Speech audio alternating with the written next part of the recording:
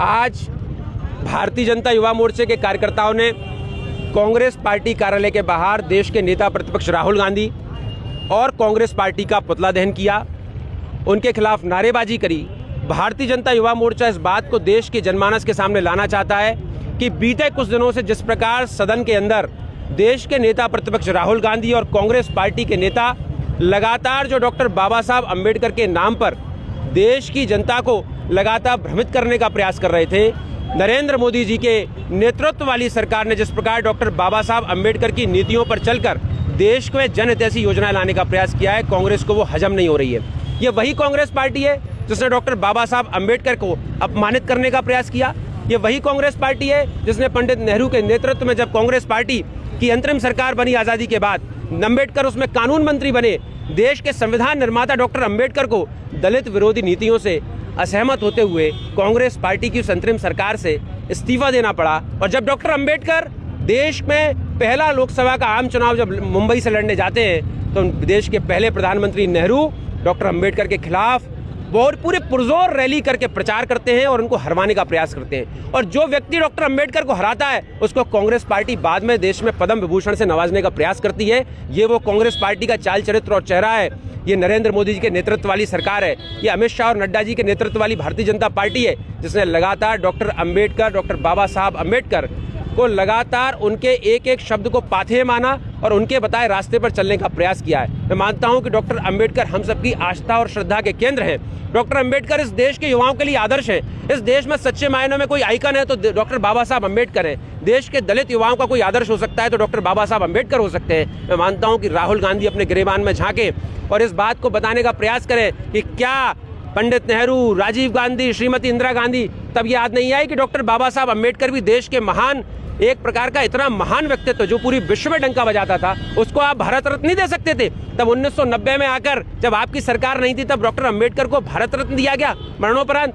आपकी ये कांग्रेस की अम्बेडकर के प्रति श्रद्धा है। ये नरेंद्र मोदी जी के नेतृत्व वाली सरकार है साहब, इसने लगातार डॉक्टर अम्बेडकर की नीतियों पर चलकर डॉक्टर अम्बेडकर को लगातार आदर्श मानकर जन कल्याणकारी नीतियां बनाई हैं। दलित हितैषी, जनजाति हितैषी की सरकार लगातार डॉक्टर अम्बेडकर के बताए रास्ते पर चलती रहेगी। मुझे कह रहे हैं आप गलती करते हो, फिर गलती स्वीकारते नहीं हो, फिर हावी होने का प्रयास करते हो, अराजकता फैलाते हो। देखिए साहब, अराजकता कौन फैलाता है देश की जनता भली भांति जानती है। श्रीमती इंदिरा गांधी ने देश के जनादेश को कुचलकर संविधान के अपने संवैधानिक अधिकारों का दुरुपयोग करके देश के जनादेश के खिलाफ जाकर के देश में आपातकाल थोप दिया। उसी दिन लोकतंत्र की हत्या अगर किसी ने करी तो श्रीमती इंदिरा गांधी के नेतृत्व वाली कांग्रेस पार्टी ने करी। अब वो कांग्रेस पार्टी को याद आता है कि देश में अराजकता कौन फैलाता है। देश में लगातार सिख दंगों का कौन पोषक है तो वो कांग्रेस पार्टी है। देश में दलित विरोधी कौन है तो वो कांग्रेस पार्टी है। देश में जनजाति विरोधी कौन है वो कांग्रेस पार्टी है। यदि कांग्रेस पार्टी ये भूल जाती है कि हम लोकतांत्रिक तरीके से चलने वाली भारतीय जनता पार्टी के नौजवान कार्यकर्ता हैं, हम लगातार अनुशासन में रहकर काम करने वाले कार्यकर्ता हैं। हमने प्रदर्शन भी किया तो लोकतांत्रिक ढंग से किया। सड़कों पे प्रदर्शन करना हमारा लोकतांत्रिक अधिकार है, उसको गुंडागर्दी कोई कैसे कह सकता है। और एक कोई गलती नहीं छुपा रहा है। सदन के अंदर राहुल गांधी को ये बड़ा दम्भ हो गया था कि नेता प्रतिपक्ष बन गए। हरियाणा और महाराष्ट्र की जनता का जनादेश ये बताता है कि देश की जनता ने कांग्रेस पार्टी को सिरे से नकार दिया है। वहां सीटें आ रही हैं कहीं 20, कहीं आ रही हैं 16। अलायंस के भरोसे छोटे छोटे राज्यों में सरकार बनाने के लिए आते और वो कांग्रेस पार्टी अपने आप को क्या कहना चाहती है। हम डॉक्टर अम्बेडकर को श्रद्धा और आस्था का केंद्र मानते हैं। भारत रत्न डॉक्टर बाबा साहब अम्बेडकर हम सब युवाओं के प्रेरणा स्रोत हैं। हम मानते हैं कि आने वाले समय में और जिस प्रकार अभी तक बीते 10 साल में नरेंद्र मोदी जी के नेतृत्व वाली पार्टी ने जो काम किया है, लगातार आने वाले समय में डॉक्टर अम्बेडकर के बताए मार्ग पर चलते हुए देश की सरकार आगे भी काम करती रहेगी और हम सब लोग डॉक्टर अम्बेडकर को आदर्श मानते रहेंगे। पंच भाई, आज बीजेपी कांग्रेस आमने सामने रही है, किस तरह से देखते हैं? क्योंकि आप युवा जैसा कि सभी जानते हैं, बाबा साहब इस देश के लिए बहुत महत्वपूर्ण है, बहुत कीमती है। उनके बारे में ऐसी टिप्पणी करना कि आजकल फैशन चल गया है और बाबा साहब करके ऐसा जो उनके खिलाफ जो अमित शाह ने टिप्पणी करी थी उसको खिलाफ लेकर पूरे भारत में जो अमित शाह का विरोध हो रहा है उसको देखकर भाजपा बौखला गई है। और जो जनता है वो भी इस मुहिम में कांग्रेस का समर्थन कर रही है कि जो कांग्रेस पार्टी ये जो विरोध कर रही है अमित शाह का, वो सही विरोध कर रही है। उसके खिलाफ आज भाजपा बौखलाई जो भाजपा है वो आज कांग्रेस कार्यालय का घेराव करने आई थी, उल्टा कांग्रेस पे आरोप लगाने आई थी।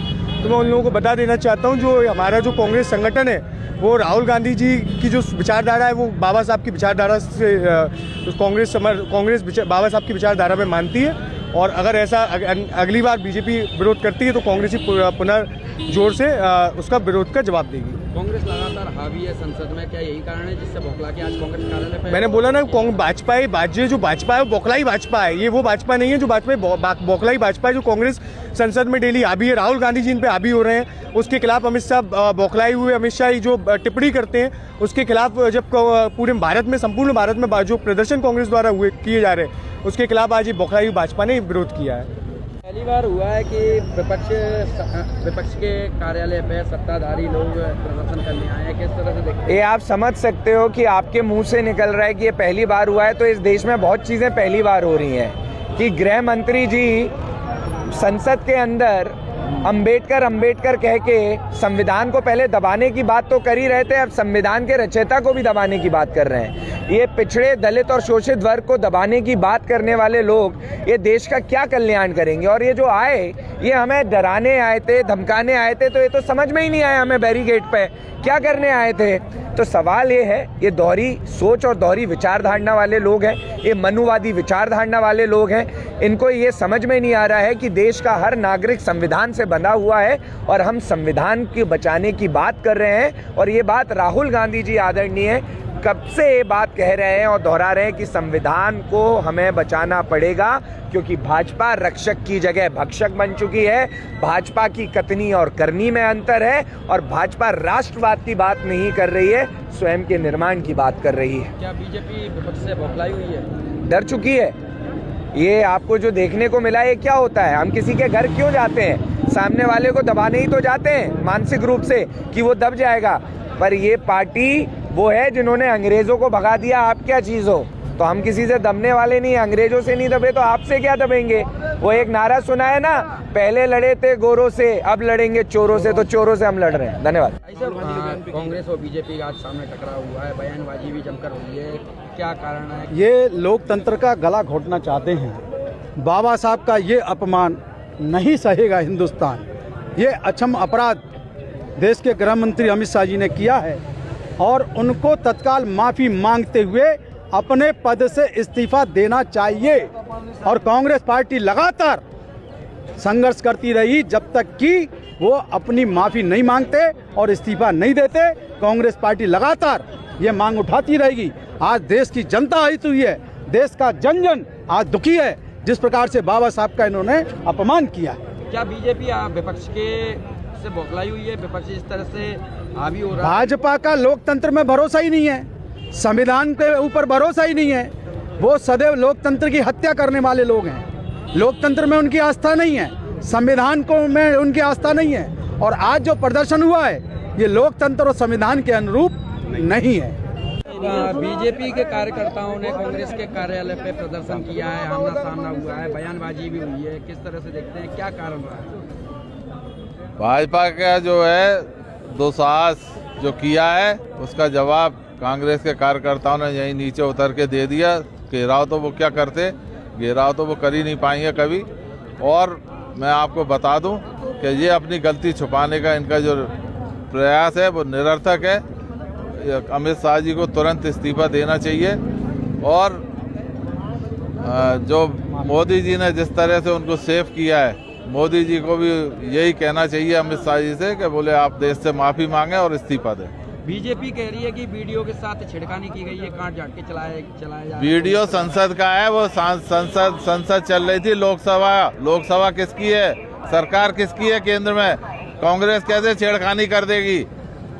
संसद में बोले हैं, कहीं और नहीं बोले जो छेड़खानी करते।